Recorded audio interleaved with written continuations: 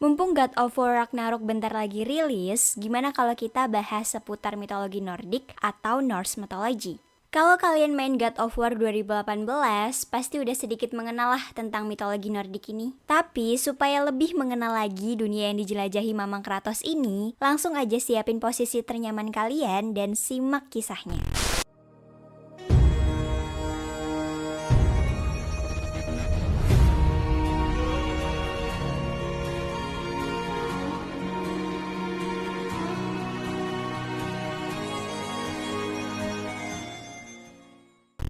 Kita mulai dari bagaimana alam semesta tercipta menurut mitologi Nordik.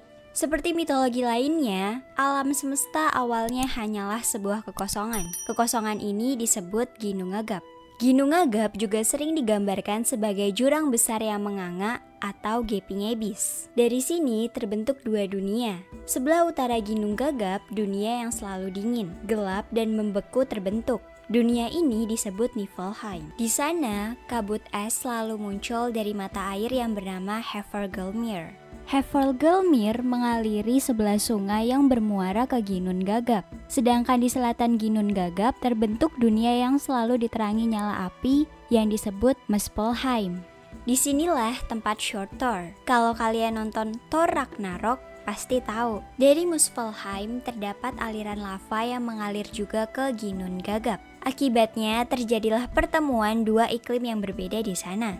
Lava mulai mencairkan es. Dari tetesan es yang meleleh tersebut, terbentuklah raksasa pertama yaitu Ymir. Dan juga seekor sapi raksasa Adembla. Karena Ymir nggak pakai deodoran, jadi ketika dia tidur, dia keringetan. Nah, dari keringat di ketiaknya itu, terciptalah sepasang raksasa cowok-cewek. Dan ternyata dari kaki Ymir juga bisa melahirkan. Dari kakinya, terlahirlah anak ketiga yaitu Trichelmir. Merekalah keluarga raksasa es pertama yang disebut Jotnar. Mereka mendapatkan makanan dari susu Adembla. Sedangkan Adembla sendiri mendapatkan makanannya dari ngejilatin es. Kasian ya. Suatu hari, ketika Adembla lagi ngejilatin es, sesuatu yang aneh terjadi. Hari pertama Adembla ngejilatin es, dia menemukan rambut. Lalu di hari kedua, sebuah kepala mulai terlihat. Dan di hari ketiga, seluruh badan dari sosok ini mulai terlihat. Dia adalah Buri, yang disebut yang pertama di antara para dewa. Buri lalu punya anak bernama Bor. Dan Bor juga punya keturunan bersama istrinya Betsla, yaitu Odin, Vili, dan Ve. Odin dan saudara-saudaranya nggak puas dengan dunia yang sekarang. Mereka memutuskan untuk membunuh Ymir sebagai pengorbanan untuk membentuk pondasi dunia yang baru.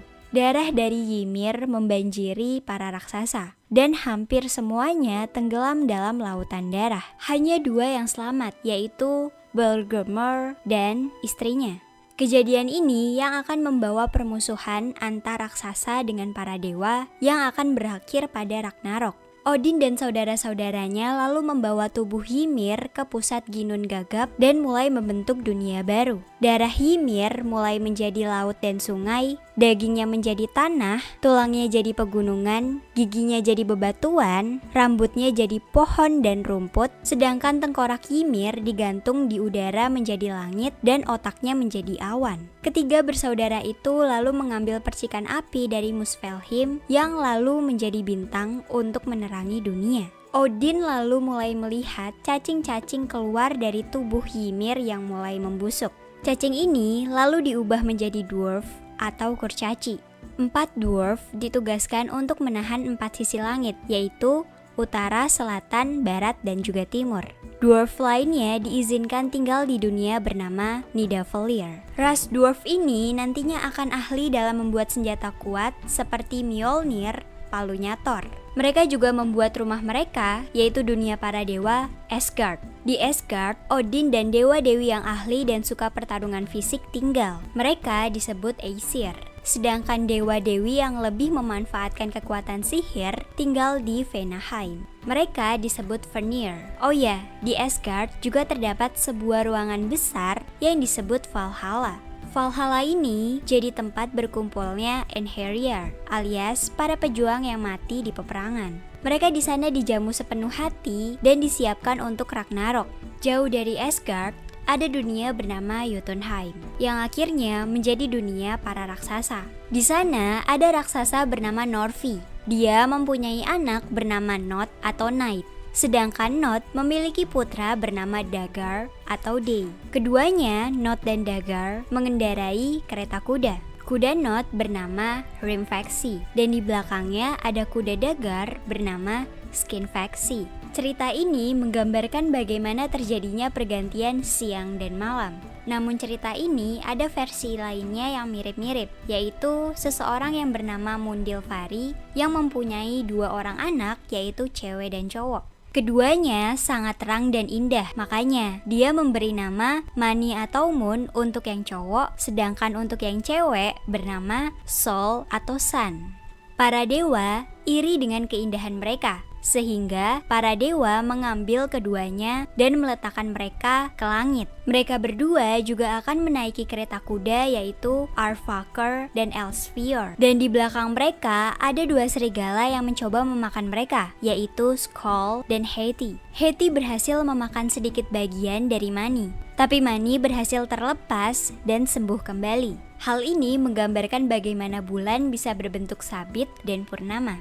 Sementara itu di Asgard, untuk melindungi diri dari raksasa di Jotunheim, Odin dan yang lainnya membuat benteng dari alis Ymir. Benteng ini jadi dunia yang disebut Midgard. Sesuai namanya Mid, yang berarti middle atau tengah, Midgard berada di tengah-tengah. Setelah itu, Odin dan saudara-saudaranya ngelihat 2 batang kayu. Satunya berasal dari Ash Tree dan satunya berasal dari Elm Tree. Mereka memberi kehidupan kedua kayu itu yang akhirnya terciptalah 2 manusia pertama. Yang dari Ash Tree jadi cowok lalu diberi nama Axe, lalu yang dari Elm Tree jadi cewek dan diberi nama Embla. Kedua manusia pertama ini diizinkan untuk tinggal di Midgard. Satu persatu dunia tercipta sampai akhirnya terdapat 9 dunia. Asgard, dunia para dewa-dewi Aesir. Midgard, dunia para manusia. Jotunheim, dunia para raksasa. Nidavellir, dunia para dwarf dan dark elf. Elfheim, dunia para light elf. Vanaheim, dunia para dewa-dewi Vanir.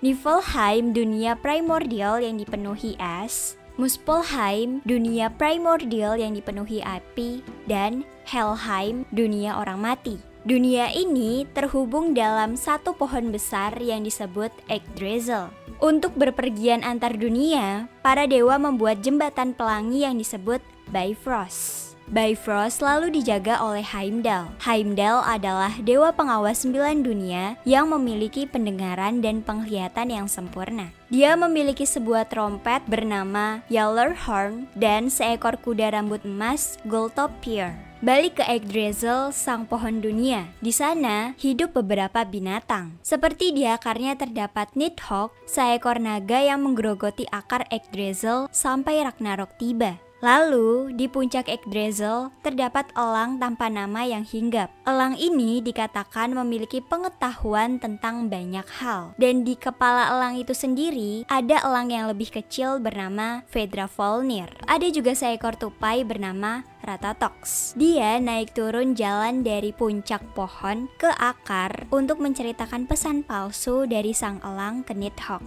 Ratatox ini memprovokasi mereka berdua dengan fitnahnya. Yggdrasil menulang punggungi alam semesta dan memiliki 3 akar yang kuat. Ketiga akar ini memanjang ke 3 lokasi yang berbeda. Akar pertama memanjang ke sumur Urder-Burner alias sumur takdir. Akar kedua memanjang ke mata air Echfell-Gelmir. Dan akar terakhir memanjang ke sumur Mimisbran-Nar alias sumur kebijaksanaan, di mana di sana ada Mimir, sang penjaga sumur. Odin pernah pergi ke sumur ini untuk meminta kebijaksanaan. Namun sang penjaga sumur, Mimir, gak begitu aja mengizinkan Odin untuk meminum air sumurnya. Demi membuktikan tekad dan keinginannya untuk mendapatkan kebijaksanaan, Odin sampai mencongkel satu matanya untuk dikorbankan ke sumur itu. Karena itulah, penggambaran karakter Odin dimanapun selalu hanya memiliki satu mata. Melihat pengorbanan Odin, Mimir terkesan. Akhirnya, dia membiarkan Odin meminum air sumurnya. Pengorbanan Odin ini bukan satu-satunya. Odin juga pernah menusuk tubuhnya dengan tombaknya Gingnor dan menggantungkan dirinya sendiri di puncak Yggdrasil selama 9 hari 9 malam demi mendapatkan pengetahuan tentang rune. Selama pengorbanannya ini, dia udah mendapatkan kebijaksanaan dan segala pengetahuan termasuk ilmu sihir. Dengan sihirnya, Odin mampu menyembuhkan orang sakit, menenangkan badai, membuat senjata musuhnya balik menyerang musuhnya sendiri, dan membuat setiap wanita jatuh cinta kepadanya. Odin melakukan semua ini untuk menyiapkan dirinya dalam menghadapi peristiwa maha dahsyat di masa depan, yaitu Ragnarok, akhir dari dunia. Oke, begitulah awal alam semesta dalam mitologi Nordik. Untuk pembahasan tentang Ragnaroknya sendiri, bakal aku buat di video terpisah supaya bisa panjang lebar. Mitologi Nordik ini emang kompleks banget. Banyak unsur dari sini yang diadaptasi ke film, game, ataupun anime. Salah satunya game yang bakal hype banget nih, God of War Ragnarok. Seenggaknya dengan menonton video ini, kalian bisa tahulah waktu main game itu nanti, referensi-referensi apa aja yang diambil, dan sesuai mitologinya atau enggak. Mohon maaf apabila ada kesalahan pengucapan kata ataupun kalimat. Barangkali kalau kalian mau ngoreksi atau request, boleh komen di bawah. Jangan lupa mampir ke TikTok dan Instagramku. Dan yang pastinya subscribe channel ini ya. Oke deh, aku Veronica Indah. Thanks for watching. See you next. Bye-bye.